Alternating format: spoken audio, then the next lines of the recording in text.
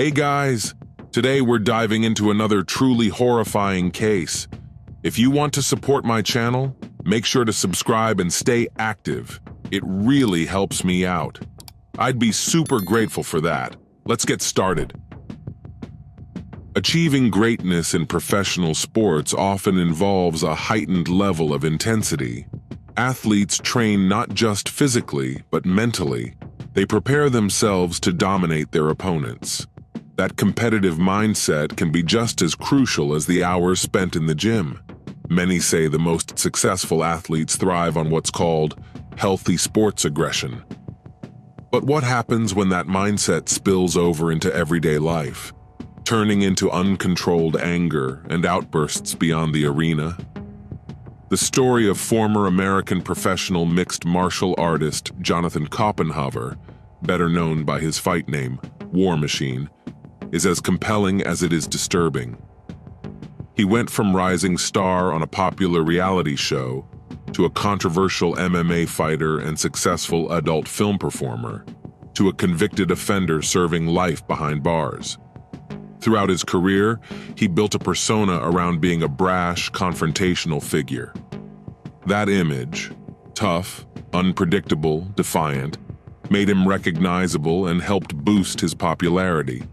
But somewhere along the way, the lines between the character he played and the person he was began to blur. He didn't just step into the cage to fight. His whole life started to feel like a permanent battleground. Jonathan Paul Koppenhaver was born on November 30th, 1981, in the suburban town of Simi Valley, just outside of Los Angeles. He was the oldest of 3 siblings in a working-class family. His father, of German descent, was a dedicated officer in the Los Angeles Police Department, hard-working and disciplined. His mother, an American with Mexican roots, had worked as a nurse in a local hospital. But after the birth of their first child, she decided to leave her job to focus entirely on raising the family and managing the household. Jonathan, often just called John, grew up very close with his younger brother and sister. For a time, their home life was relatively happy and things seemed stable.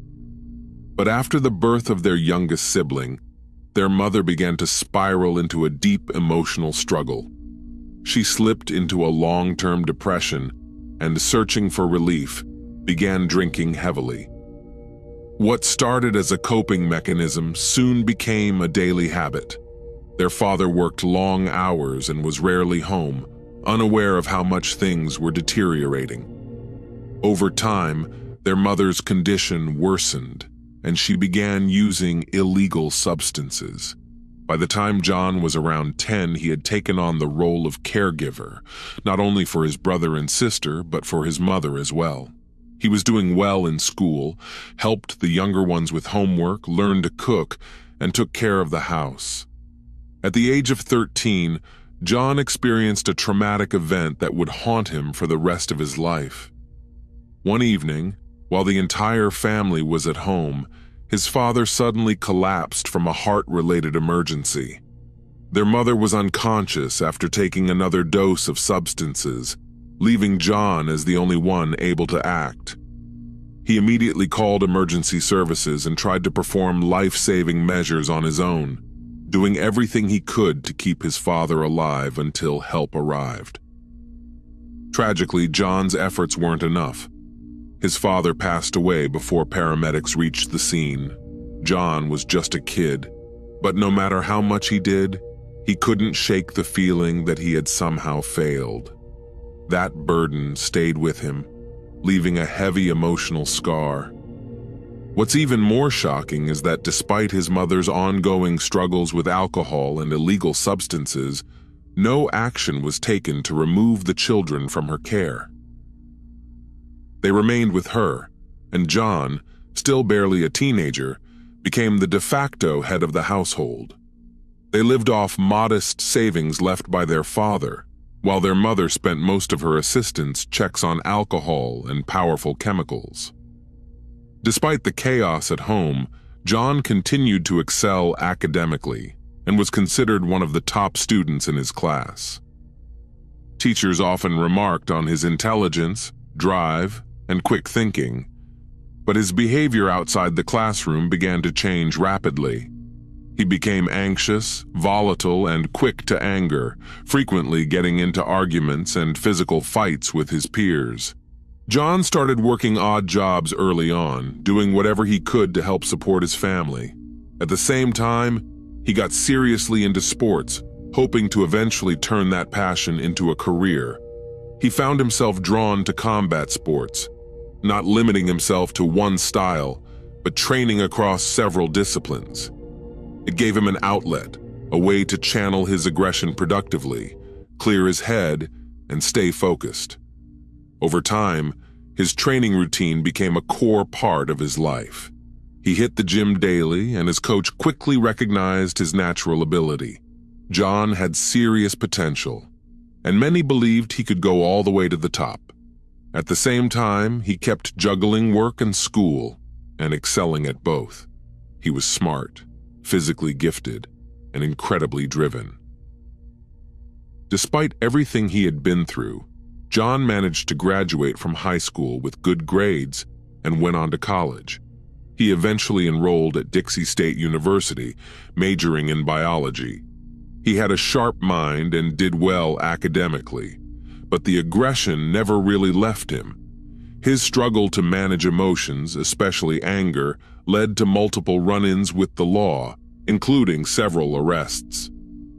Even as a teenager, John had made up his mind. He wanted to become a fighter and build a future in MMA. He trained constantly and competed in every event he could find, often coming out on top. Gradually, people in the fight world started to take notice. His name was being mentioned more often, and he was edging closer to a professional career. In 2000, at 19 years old, John decided to audition for a high-profile reality show called The Ultimate Fighter. Modeled after popular formats like Big Brother, this show quickly became a hit with American audiences, but with a twist. Instead of everyday contestants, it featured actual MMA fighters competing for a shot in the UFC. Initially, John didn't make the cut. He was rejected during the casting process, but not long after, one of the selected participants suffered a serious injury and had to drop out. Producers scrambled to find a replacement. While reviewing previous applicants, they landed on the name they had passed over the first time, Koppenhover. All the contestants were moved into one large house, where every room was fitted with multiple surveillance cameras. According to the rules, they had no access to phones, the internet, or any contact with the outside world.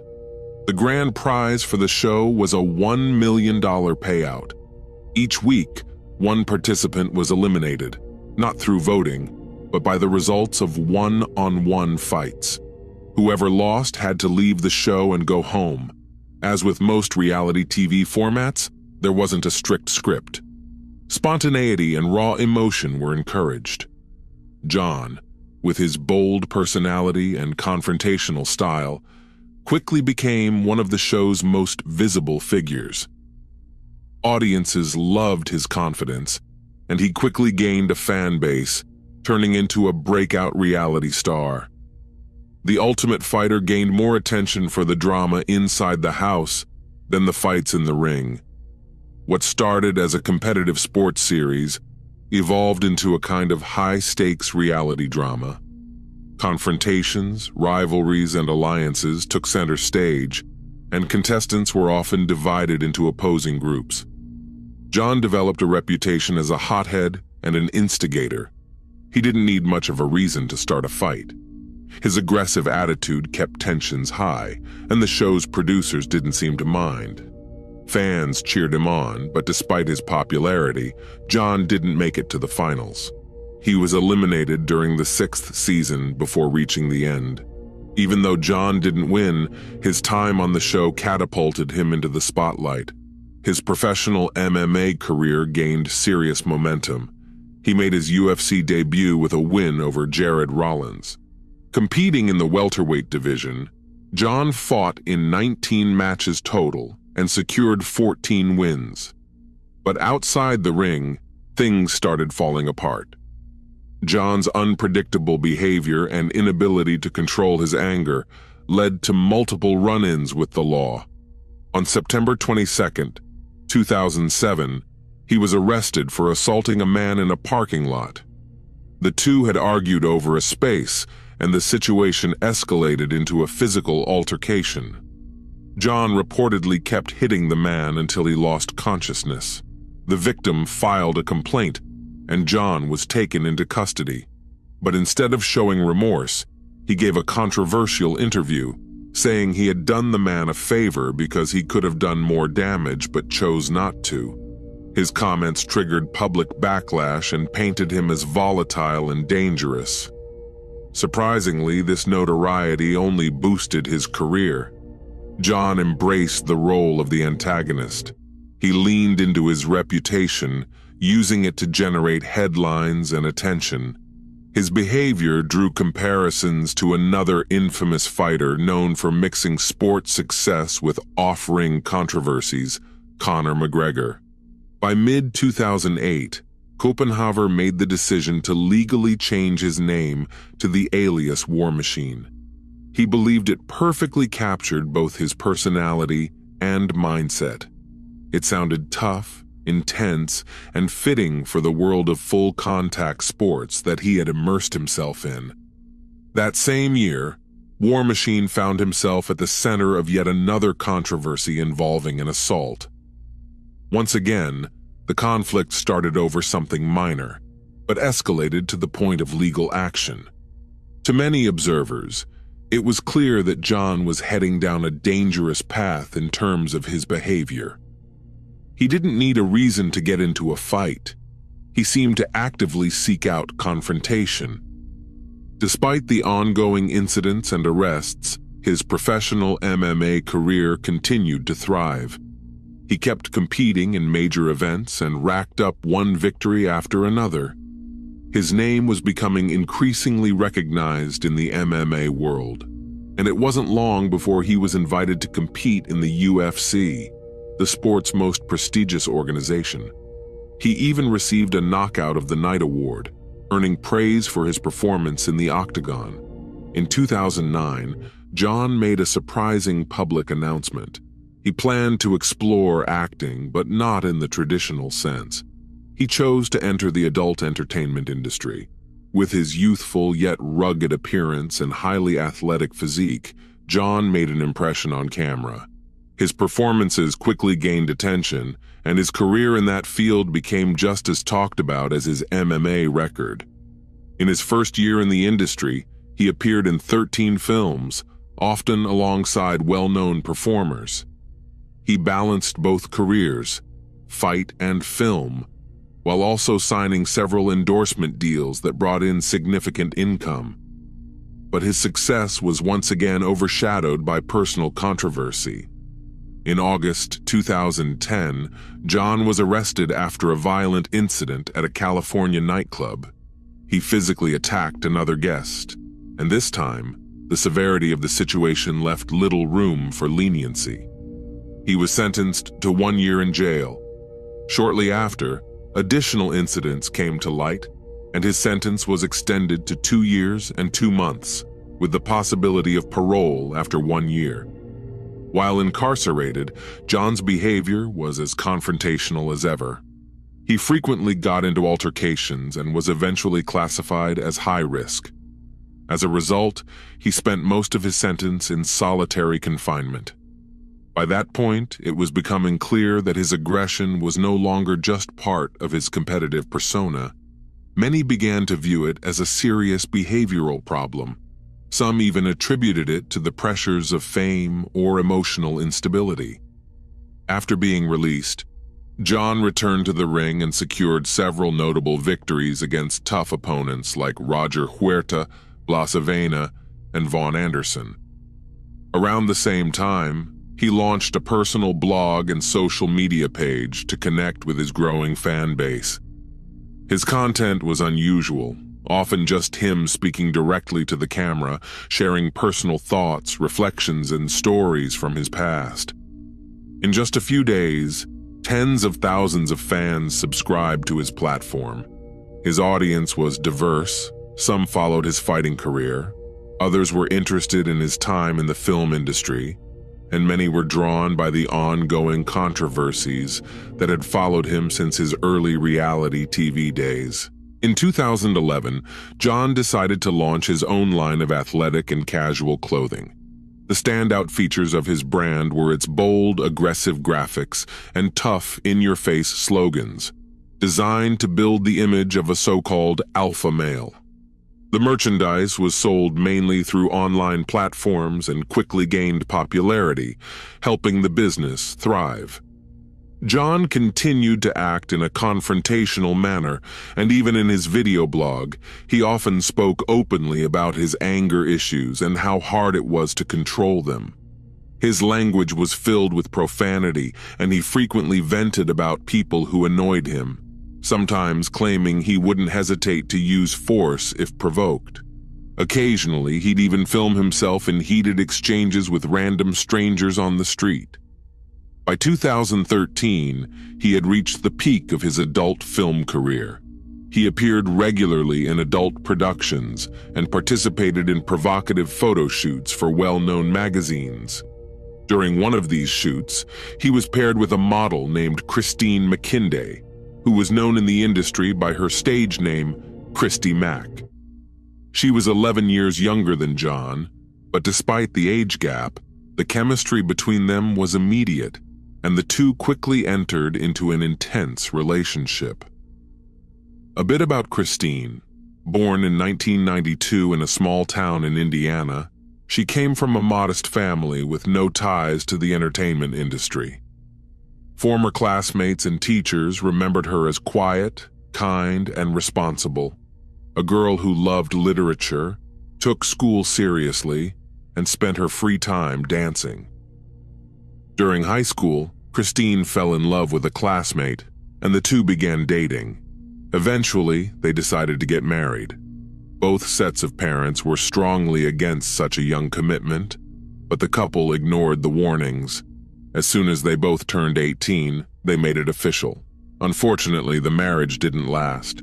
They quickly realized they were unprepared for adult life. Love faded fast, and within 4 months, they filed for divorce. After the split, Christine wanted a fresh start and made the bold decision to leave home and move to Florida.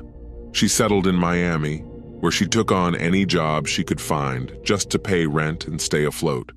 She worked as a waitress, retail clerk, and even did promotional gigs, until one day she was scouted by a representative from a modeling agency. Christine's first gigs were catalog shoots for fashion brands, but soon she was offered more provocative modeling jobs that came with significantly higher pay. She agreed, and not long after, she began receiving offers to act in adult films. She chose a catchy stage name that soon became widely recognized. Christine became a regular in adult film productions, one of the most notable being a parody based on a popular superhero franchise. Her work earned her several industry awards. In February 2013, she opened her first boutique specializing in intimate apparel and lifestyle accessories. The business took off quickly, expanding into a growing retail chain. At the time they met, both John and Christine were already well-known and successful figures. Each had built a career in the media spotlight and had their own businesses selling branded merchandise. In many ways, they were equally popular. From the very beginning of their relationship, the couple was seen everywhere together. They attended award shows, red carpet events, and industry parties, often posing for photographers and giving joint interviews. They even signed a few brand endorsement deals as a couple with major companies. Within just a few months, John and Christine were viewed as inseparable, a striking, glamorous duo who seemed to have it all. They looked happy, they spoke about future plans, and from the outside, their lives appeared perfect. But behind the scenes, the reality was far more disturbing. Off camera, John was as intense and volatile as he had been in the ring. In public, he played the part of the devoted boyfriend. But in private, he was controlling and manipulative. He monitored Christine's every move, was obsessively jealous, and constantly picked fights. Over time, his behavior escalated into outright aggression. Christine became the target of frequent emotional and physical abuse. He would belittle her, make threats, and there were multiple occasions where he reportedly put his hands around her neck in fits of rage. During one of these episodes, her mother, who happened to be visiting, witnessed the incident firsthand. Horrified, she urged Christine to leave John immediately. John's temper flared easily. He didn't need a reason to explode. Once, during an argument in the car, he suddenly hit the gas and drove straight toward a wall, yelling that he'd take them both out.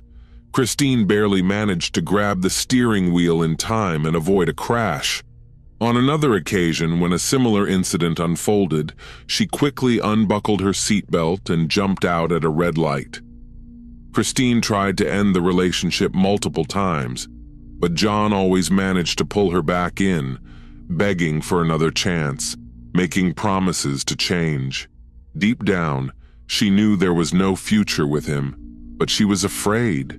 She didn't know how to walk away without setting off another one of his dangerous outbursts. She endured it for a year, carefully weighing her options. Finally, in April 2014, she gathered the courage to have a serious conversation. Christine braced herself for the worst, but to her surprise, John calmly agreed that they needed a break. He told her he understood and seemed willing to give her space. It looked like he had accepted it and was ready to step back, but it only looked that way. For the first month after breaking up with John, Christine lived in a constant state of fear. She kept looking over her shoulder, worried that her ex might come back and start stalking her, but nothing happened. As time passed, her anxiety began to fade. She returned to her normal life and, by July, started seeing someone new, a man named Corey Thomas. On August 8, 2014, Christine and Corey were at her apartment in Las Vegas. They were lying in bed when John quietly let himself in using a key he had never returned. Without warning, he burst into the bedroom and immediately attacked Corey, striking him repeatedly with his fists. In a frenzy, John bit Corey multiple times, leaving deep wounds on his face, shoulders, and chest. Then he straddled him and began choking him. Christine, terrified, stepped in when she saw Corey starting to lose consciousness. Suddenly, John released his grip, grabbed Corey by the hair, and ordered him to get out and not to call the police, or he'd finish what he started. Shaken and terrified, Corey swore he wouldn't tell anyone. He grabbed a few belongings and ran out of the apartment, still dressing as he fled. True to his word, he didn't report the incident, a silence that nearly cost Christine her life. Once John was alone with his former girlfriend, things took a horrific turn. He beat Christine severely, then continued to subject her to prolonged physical and emotional abuse. The ordeal went on for more than 2 hours. By the end, she was bruised, bloodied, and barely conscious. Believing she had passed out, John stepped away to another room. Somehow, Christine managed to crawl to the window, push it open, and tumble outside. Thankfully, the apartment was on the ground floor, so the fall wasn't fatal. She began screaming for help. Neighbors quickly gathered and called emergency services. Christine's injuries were devastating. John had broken her nose, cheekbone, and jaw. He knocked out 12 teeth and came dangerously close to damaging one of her eyes. She also suffered broken ribs, a ruptured kidney, and liver damage. She lost a significant amount of blood and was diagnosed with a concussion. Her body was covered in bruises, cuts, abrasions, and bite marks. Despite the extent of her injuries and blood loss, doctors were able to stabilize Christine's condition. But by the time she was able to speak and recount what had happened, John had already disappeared. His whereabouts were unknown for a full week. Until on August 15th, he started posting on social media, sharing his version of the story and trying to paint himself as the victim. Authorities traced his phone signal and quickly located and arrested him. Interestingly, Corey didn't call the police until 3 hours after the attack. By that point, Christine was already in the hospital. During those hours of silence, she had been enduring horrifying abuse at the hands of someone who nearly ended her life. Some argued that Corey could have been held legally accountable for not acting sooner, but he claimed he was in a state of shock and feared for his own safety.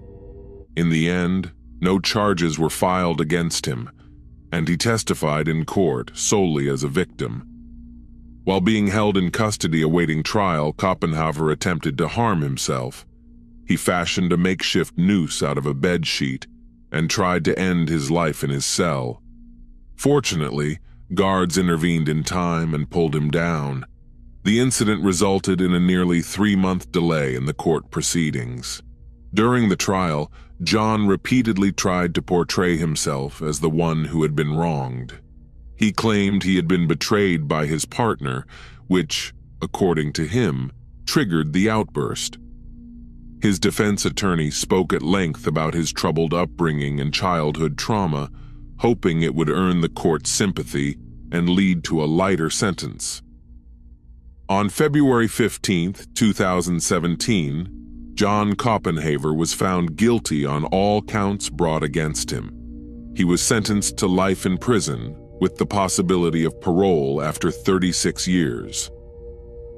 If you're enjoying this story, kindly do us a favor and subscribe to our channel. It is free and won't cost anything, but it means the world to us. We're just a small channel trying to grow.